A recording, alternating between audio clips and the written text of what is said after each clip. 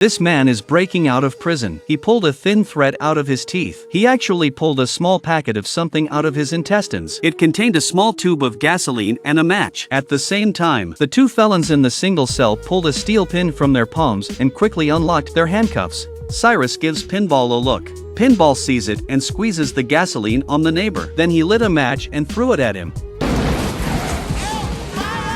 Due to the intensity of the fire, the guards rushed to unlock Pinball's ankle cuffs. Pinball took advantage of the confusion to steal the key to open the cell door.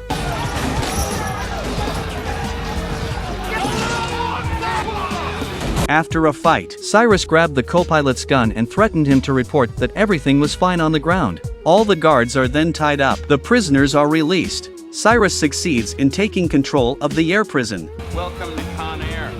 And there was one unlucky man among the prisoners, Cameron Poe, because this plane is used to transfer the most vicious criminals in America. And Cameron wasn't the bad guy. He just traveled with them. Cameron's an ex-military man. He was sent to prison 8 years ago for manslaughter. All he did was study and work out, and he never did anything wrong, because all he wanted was to get out of prison and be with his family. Today he's home on parole for his daughter's birthday. So he took this ride in order to catch a flight, but he did not expect to run into those things. At this time, he must be very mixed feelings. Cyrus wanted to keep the story from being exposed. He decided to follow the original plan of the prison guards. They were going to exchange a group of prisoners at the airport. The plane arrives at the transit airport on time. Cyrus puts on a police uniform and hoods the guards to disguise them as prisoners. He thus brings the prisoners on board. Among the prisoners was the son of a drug lord. Cyrus made a deal with the drug lord. He could get them out of the country if he saved his son. But one of the inmates was a man that the felons were terrified of.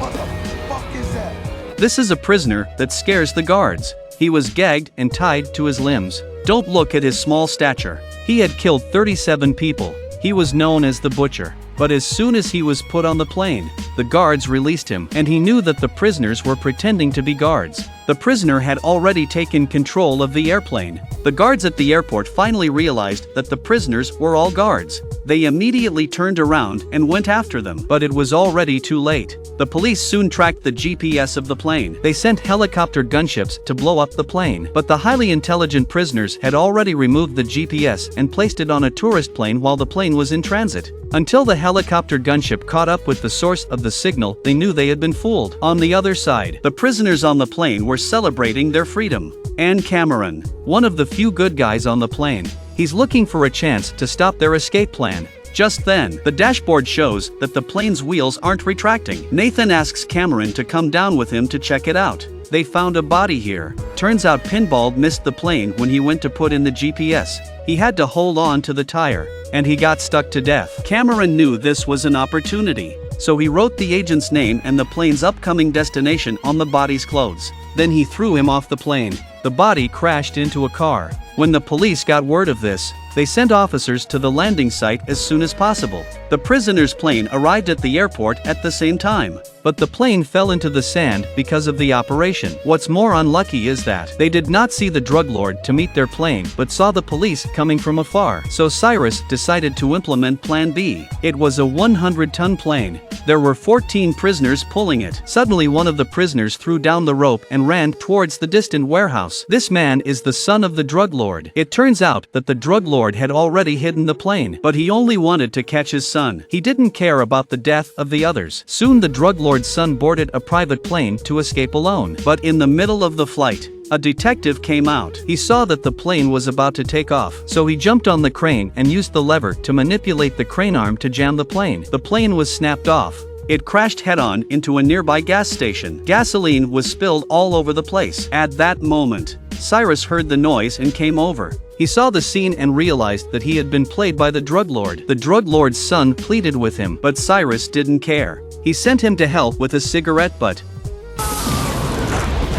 The police also arrived at the scene, but Cyrus didn't panic, because he had already planned everything. They set up the gas tanks in the path of the police car and equipped them with ammunition. As the police car drove into the trap, both sides started fighting.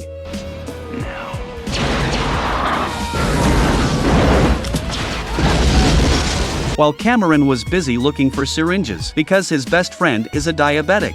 The inmates had stepped on the pillbox during the previous hijacking. If he didn't get his insulin, his life would be in danger. Cameron found the syringe under fire, but when he returned to the plane, he found a prisoner assaulting a female prison guard. Cameron hates this kind of thing. After educating the prisoner, he gives his friend insulin to save him. By now, the inmates had also gotten rid of the police and boarded the plane. The plane takes off without incident. Cyrus realizes that there must be a spy among the prisoners. Otherwise, the police would not have known where the plane landed. He puts a gun to the head of the female prison guard to threaten the spy to reveal himself. And that's when Cameron's best friend stepped forward. Without saying a word, they eliminated him. This time, their actions completely enraged Cameron.